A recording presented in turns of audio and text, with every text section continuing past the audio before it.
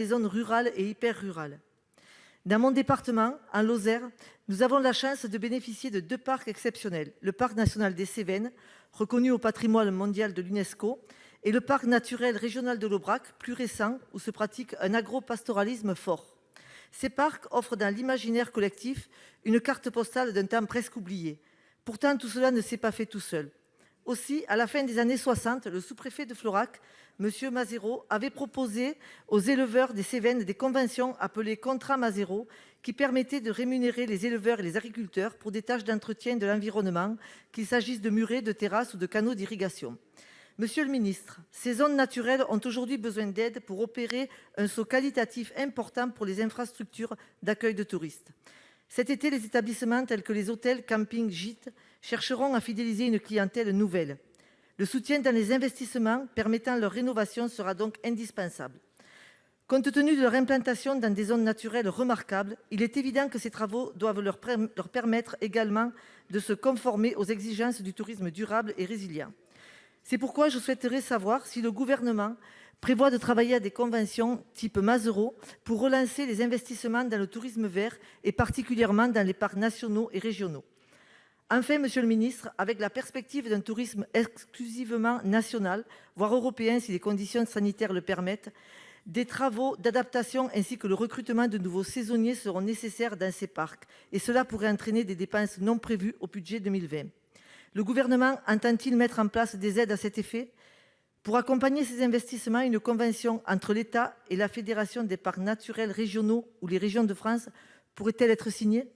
Je vous remercie. Merci, cher collègue. Monsieur le ministre. Merci beaucoup, Madame la Présidente, Madame la sénatrice Pantel. Donc, pour vous dire que cette notion de tourisme durable, d'ailleurs, elle ne doit pas être comprise comme un segment, comme une niche, mais elle doit irriguer véritablement, innerver l'ensemble de la politique touristique.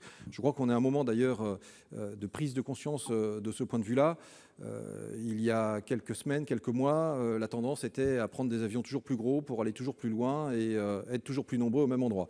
Je crois que cette année sera peut-être l'année de la redécouverte, peut-être sur ces chemins noirs qu'avait emprunté Sylvain Tesson, et d'ailleurs je crois qu'il tutoyait les Cévennes à un moment pour pouvoir remonter sur le Cotentin. Eh bien oui, il y a cette ferme détermination de pouvoir accompagner les acteurs des territoires ruraux, et de ce point de vue-là, la Banque des territoires a prévu plusieurs poches de financement, qu'il s'agisse pour accompagner des petits acteurs, pour accompagner des acteurs du tourisme social, parce que là aussi on a un certain nombre d'infrastructures qui effectivement méritent parfois d'être rénovées, d'être réhabilitées, et puis aussi 500 millions d'euros à très long terme qui permettent d'envisager des investissements qui peuvent durer 25, 30, 35 ans.